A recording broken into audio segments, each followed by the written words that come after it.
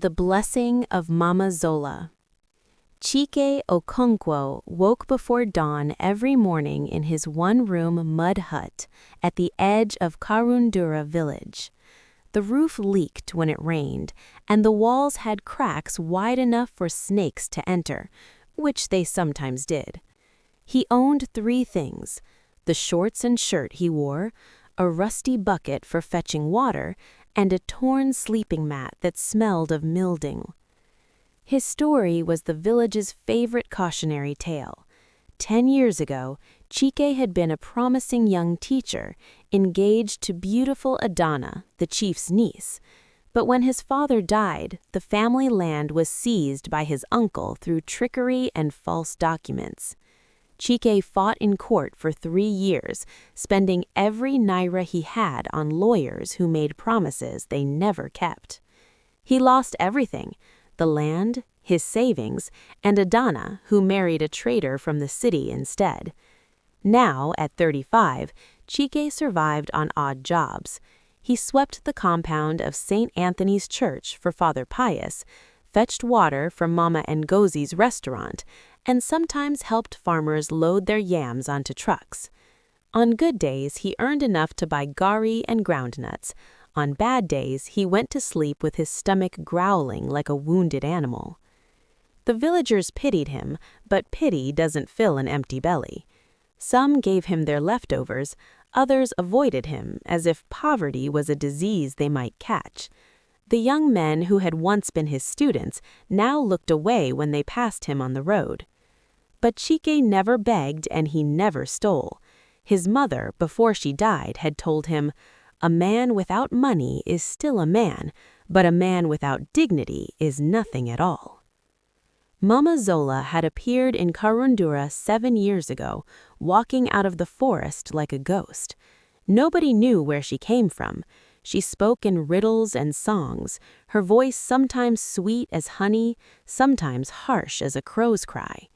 Her wrapper was tied carelessly, sometimes falling to expose her thin legs.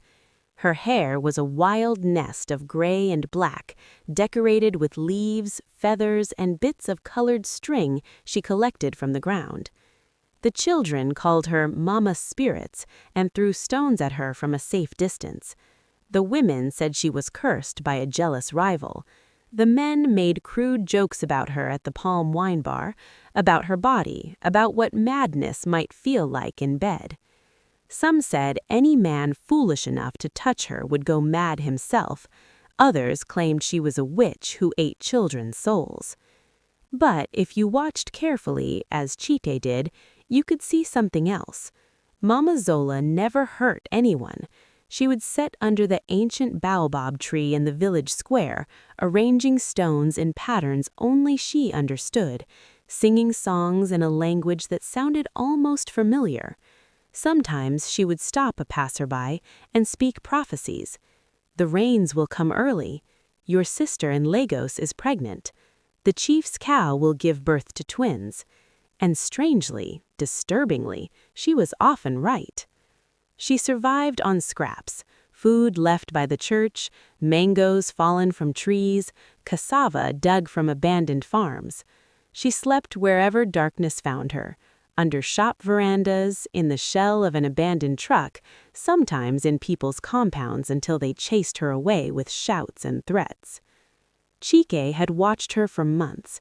He saw how she would sometimes sit very still, tears streaming down her dirty face, as if she was remembering something painful. He saw how gently she touched the flowers growing wild by the roadside. He saw how she would share the little food she had with the stray dogs that followed her.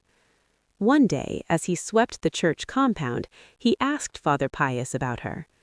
The old priest shook his head sadly. "My son, I have tried to help her, but she runs away from shelter. She will not let the doctor examine her. All I can do is make sure she has food and pray for her soul." He paused, then added, "Sometimes I think she is not mad. I think she is hiding from something or someone." It was the hottest March anyone could remember. The harmattan winds had blown dust into every corner of the village, coating everything in a fine red powder. The wells were running low, and people were rationing water, carrying it in precious buckets from the borehole. Chike had spent the morning digging a drainage ditch for a wealthy man named Obi, who paid him 200 naira and a handful of kola nuts. It wasn't much, but it was something.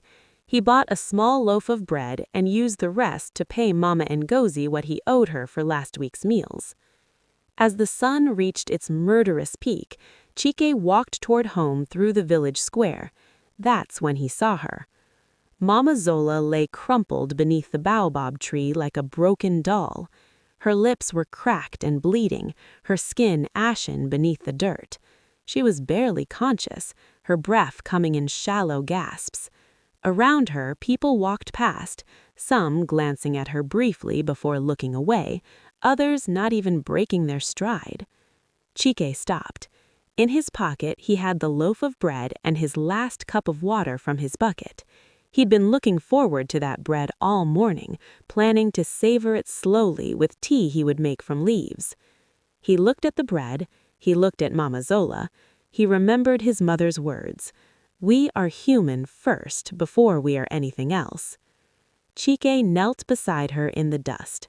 Mama, he said gently. Mama, can you hear me? Her eyes fluttered open, brown eyes, surprisingly clear for just a moment, looking at him with something like recognition, like gratitude. He lifted her head carefully and held the cup to her lips. She drank like someone dying of thirst, water spilling down her chin. When the cup was empty, he tore the bread in half and helped her eat, piece by small piece.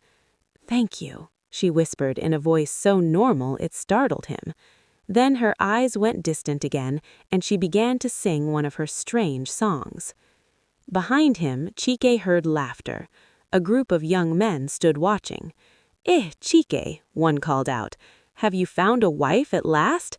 Maybe she will give you mad children. Leave her to the vultures, man. She is not your problem. Or maybe he wants to knack the mad woman. They say madness makes them sweet in bed. Their laughter followed him as he helped Mama Zola to her feet and guided her to the shade. He didn't respond. Words could not change men who had stones for hearts. But Mama Zola heard them. She looked at Chike with those clear, dark eyes and said something he would remember forever. You see me, not the madness, not the dirty wrapper, not what I have become. You see the person underneath. For this, the universe will see you too. Then she wandered away singing about rivers and forgotten names. That night, Chike lay on his mat, unable to sleep. The moon was full, pouring silver through the cracks in his roof. His stomach was empty, he'd given away his food, but he felt strangely at peace. A shadow fell across his doorway. Chike Okonkwo, a voice said. Mama Zola's voice, but different, steadier. He sat up. She stood in his doorway, and in the moonlight he could see her properly for the first time. Beneath the dirt and wild hair, she was not old, perhaps 40, perhaps younger. And her eyes were focused, present, looking at him with an intensity that made his breath catch. Mama, it is late. Are you well? Do you need... I need kindness, she said simply. I have not felt human touch without cruelty or mockery in 7 years. You gave me water today.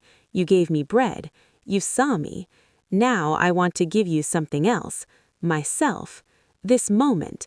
A connection between two people the world has forgotten. Chike's throat grown dry. Mama, the village says I am cursed, that I am mad, that I will bring misfortune. She smiled, and it was a heartbreaking smile. But you do not believe in those superstitions, do you, Chike? You are educated. You were a teacher. I was many things, he said quietly. And I was many things too, once. She knelt on his mat beside him. I do not ask for love. I do not ask for promises. I ask only for one night where I am not the mad woman and you are not the poor man. where we are simply two souls keeping each other company in the darkness. There was something in her eyes, a desperate sanity, a deep loneliness that mirrored his own. The village would mock him if they knew. They would say he had truly fallen to the bottom, lying with the madwoman. But what did he have left to lose? His reputation was already ruined. His future was already gone. And perhaps she was right. Perhaps they were both human beings entitled to a moment of warmth in their cold lives. I have nothing to offer you, no comfort, no future. You have yourself, that is enough. What happened between them that night was tender and sad and surprisingly gentle. She wept afterward, clinging to him like someone drowning. He held her, this strange woman who smelled of earth and smoke, and felt something crack open in his own chest, some wall he had built around his heart when the world took everything from him.